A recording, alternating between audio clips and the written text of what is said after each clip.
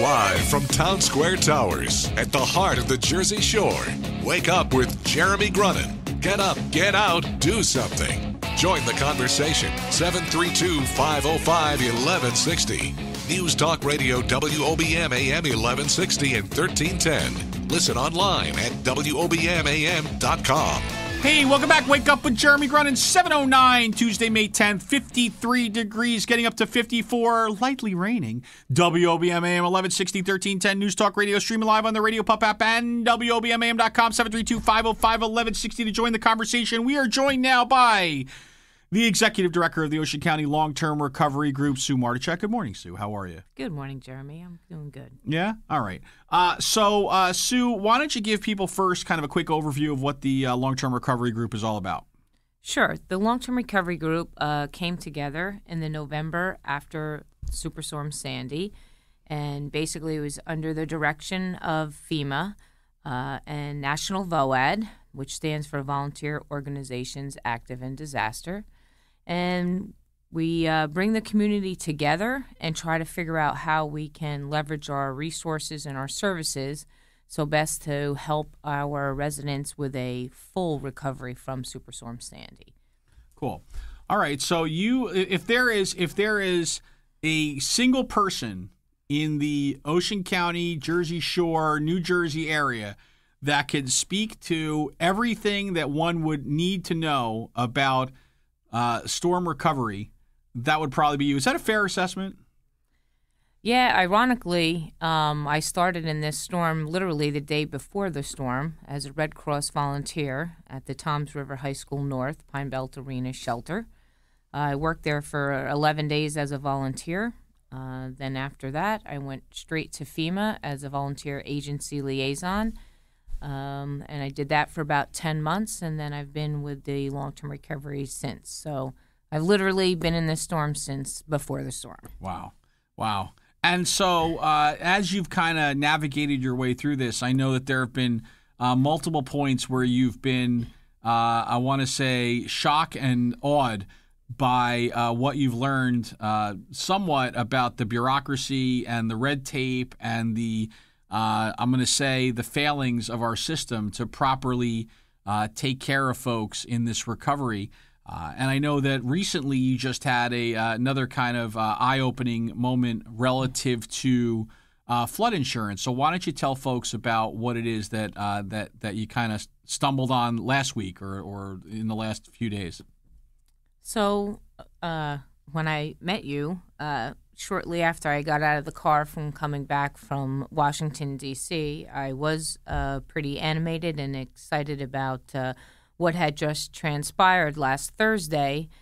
Congressman MacArthur held a press conference down in Washington, D.C., and he brought to light the allegations of fraud in the FEMA NFIP, which stands for National Flood Insurance Program, their review that is taking place right now, and he had one whistleblower present and two others that had signed affidavits, but their allegations basically come down to that in this review, people were being told not to pay people fairly on their flood insurance claims, which ironically is why they opened up the review process to make amends for the first round of fraud that happened in the Sandy flood claims. So that came to light last Thursday.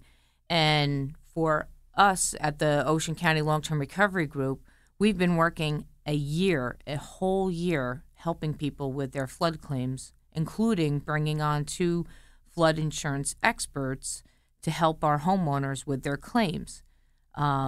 And it just put all the pieces together of why we were having so much problems. Even with experts on the phone with decades of experience, they were not able to help the homeowners get some things that they thought were kind of routinely paid for in their flood insurance policies.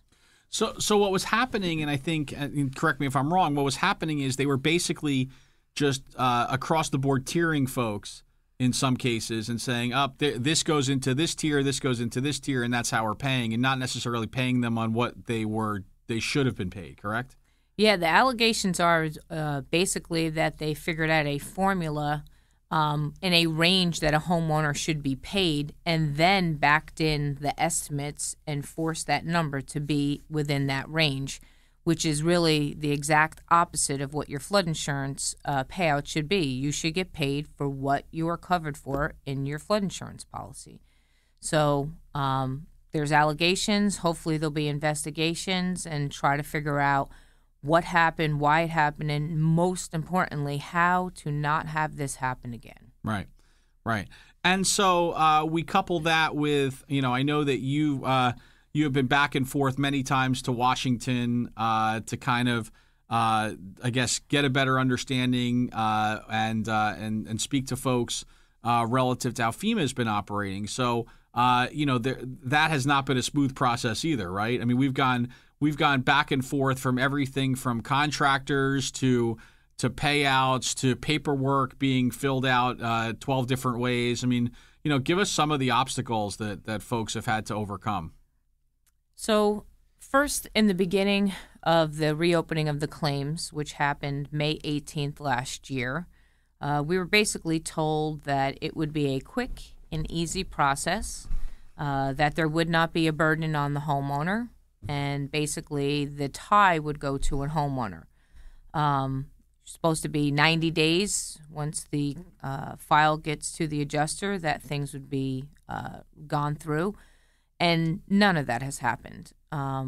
So again, until they can really get in the weeds and find out what exactly transpired to cause those difficulties on the inside, for the homeowner, I can let you know that every 6 months that goes by and a homeowner is not home, there's a good chance they're spending an extra $10,000 to $15,000 of their own money, whether it is still paying insurance and taxes on the home that's damaged, rental assistance, storage.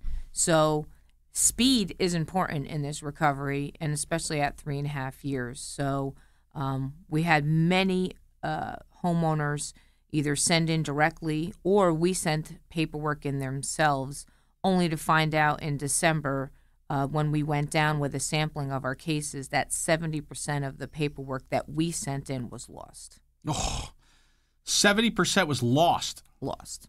Out of the sample cases that we had, we went through, and one by one, it was painful to know that people basically sat there thinking that their cases were being moved on, and really their paperwork wasn't even in the file. Oof. All right. So when we come back, Sue, I'd like to kind of go back in time a little bit and kind of, you gave us the few days before you kind of got involved, really involved. But I'd like to know kind of where your kind of involvement in nonprofits really came from, and why you're so passionate about what you're doing. So we're going to do that when we get back. And then really, what I really want to tell people when we get back is really, I don't think people still understand what the magnitude, what the volume of folks still waiting appropriate assistance is. And so we'll talk about that. Sue Marticek, Executive Director, Ocean County Long-Term Recovery Group, back after this. Rush Limbaugh today at noon. More Wake Up with Jeremy Grunin coming up next. News Talk Radio, WOBM AM 1160 and 1310. Now, back to Wake Up with Jeremy Grunin. News Talk Radio, WOBM AM 1160 and 1310 and WOBMAM.com. Hey, welcome back. Wake Up with Jeremy Grunin. We are back with Sue Marticek, Executive Director of the Ocean County Long-Term Recovery Group. And I'm trying to figure out if Sue's just doodling on her pad or there's actually there are notes. Those are notes. That's really good. You're super prepared. Do you choose the yellow pad versus the white pad intentionally? Like, do you like the yellow? It's easier on your eyes, less abrasive. Absolutely. Yeah.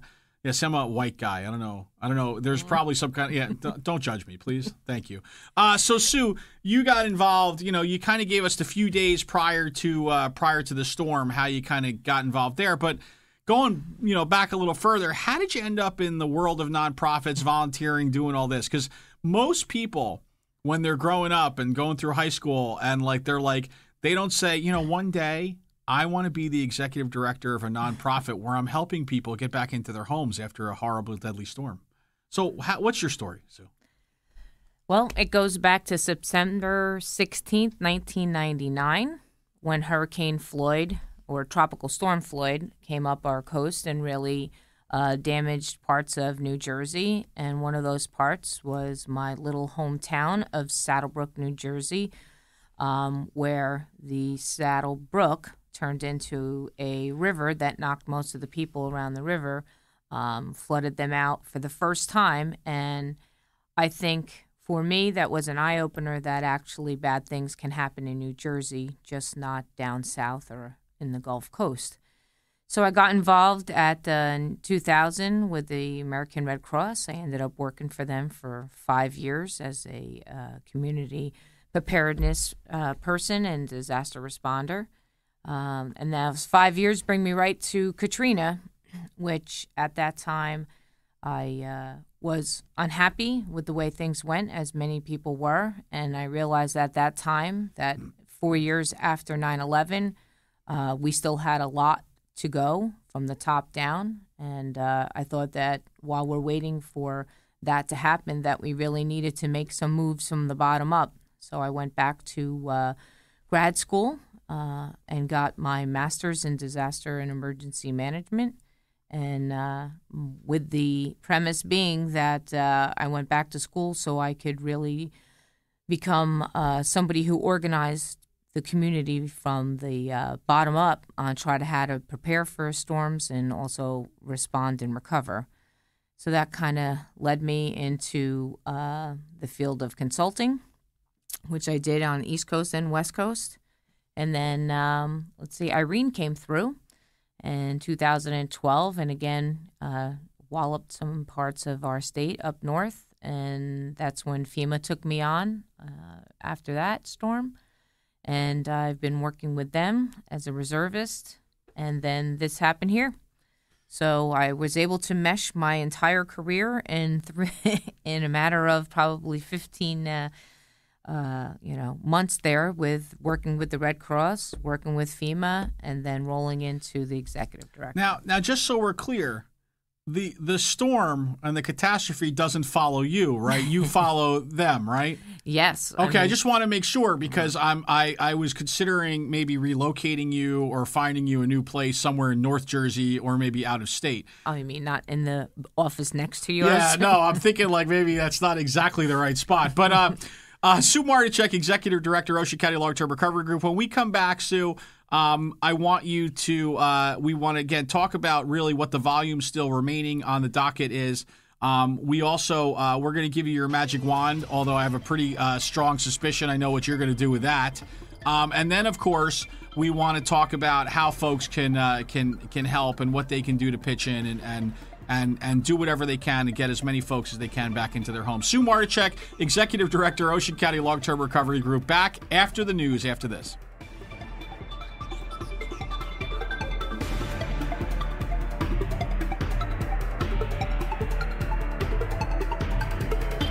Wake up with Jeremy Grunin. News Talk Radio, WOBM AM 1160 and 1310. Hey, welcome back. Wake up with Jeremy Grunin. 7:34, Tuesday, May 10th. 53 degrees, going way up to 54. WOBM AM 1160 and 1310. News Talk Radio, streaming live on the Radio Pup app and WOBMAM.com. 732-505-1160 to join the conversation. Sue Marticek, Executive Director, Ocean County Long-Term Recovery Group. So, Sue, give us some idea, we're just about done, right? Everybody's back in their houses, right? Oh, I wish, Jeremy. No, we still literally have thousands of homeowners that still are not back home, most certainly in Ocean County. And then when you go up and down our coastline, you can certainly multiply that. So the problem with this disaster at this point is that we are old news. Our roller coaster is out of the water. The boats are out of the street. 35 looks decent. Sandy is a memory to most people. Certainly around the country, as I travel and do presentations, a lot of people don't understand that we are still in the thick of getting people back home. And I'll be quite honest with you, right here in New Jersey, you don't have to go too far. You can go to the other side of Ocean County, and those people still don't realize the impact that is going on. And will for years to come. And unfortunately, there's going to be a rippling effect to do with our economy because of it, because you can't have these many people go into foreclosure, not being in compliance, not being able to get flood insurance, and not think that it's going to have an impact on all of us. So that's why we're working hard each and every day with our community partners and trying to get the next family home. Right. Okay. So, it really is. It's a shame because we're a few years down the road now, a couple years down the road, and I think if you go to a lot of places, like you said, you go throughout the state, and they still don't realize that we're not back. And to your point, you go to Jackson as an example, and most people in Jackson don't realize that we still have so much work to do. Yeah. So I'm going to give you the magic wand, all right, but that's silly because I know what you're going to do with it. So, but just for poop and giggles, I'm going to hand it over to you. What are you doing with it, Sue? Well, I guess the first thing I'm doing is making a farm of money trees. Nice. Right? That's good. A money tree farm. Yes. Yeah. Because right now, listen, we're 3.5 years out. Most of our homeowners who are still not back home are hanging on by a thread. They've spent their savings, they've spent their retirement funds, their kids' college education funds, charged up all their credit cards. So at 3.5 years later, trying to fill the gaps to get them back home is becoming a daunting task. In the beginning, the philanthropic community came through loud and proud, and the long-term recovery group has been able to facilitate $5.8 million into the community from the donations from the philanthropic community. But that money is dwindling down. We're literally down to our last few $100,000. And that is not going to cut it. That is not going to get most of our people who are still waiting back home. So, as I know that you knew once you handed me this wand that I was going to go for the money. But listen, it is absolutely up to us in the community to help these people get back home. Because at this point, the government programs have failed our homeowners. Whether it is the federal FEMA flood insurance that first gives these guys the low payouts, which forces a lot of them to go into the state grant program, which has their own challenges. But the reality of it is the long-term recovery group money was supposed to come at the end to fill in these tiny gaps that were left over once insurance and the grant programs came in. And what has happened is that the nonprofit dollars has filled chasms for these people and has been the only true safety net out there for these homeowners to get them through. So, but we're coming to our end of our money pot, and we need to refill it. So we're taking big chances. We just recently got the blessing from Bruce Springsteen to use one of his songs to help us generate some new interest. And the song is called We Take Care of Our Own. It was written after Katrina, and the words ring loud and proud right here, that it is really up to us in the community to help our neighbors get back home at this point. Right. Sue, so to that end, nice segue into how can folks do more? Where can they go to contribute, to learn more about what you do, et cetera? So if everybody can come to our website, which is the Ocean County LTRG, which are the initials for Long-Term Recovery Group, .org. You can certainly get a flavor for what we do by our dashboard with the numbers that we have gotten people home and how we have helped. There is a CrowdRise campaign, which has our video from with Bruce Springsteen's song. And then we have some stories, just a sampling of the people that we are currently helping to get back home. And like I said, we're gonna need all hands on deck for this to bring the rest of our people back home. And one of the other ways that people can help is the Ocean County COAD is being created right now, which stands for Community Organizations Active in Disaster. And that's where we take all the lessons that we have learned from Sandy and we put that into preparedness. And that is going to be a wonderful thing for Ocean County because it's bringing in government, business, and nonprofits and putting us all together to have conversations on how we can do better next time being prepared for a storm. So we need help right now with funding to keep us going so we can get the next family home. And again, that's oceancountyltrg.org. And also you can contact us if you have interest in your organization, your church, your work, and becoming part of this county-wide effort to be better prepared for another storm. Sue Marticek, Ocean County Long-Term Recovery Group Executive Director. Sue, you work round the clock on this, literally. I could vouch for that because, you're in our office buildings and, we tell you every day, make sure you turn off the lights. And sometimes you don't because you're there all night. So listen, keep fighting the fight. Look, we have to, again, rally around and make that push again to get as many folks as we can back on their feet and maybe above their feet as we raise whatever it is that they're living in. So thank you again. Wake Up with Jeremy Grunin. We'll be back after this.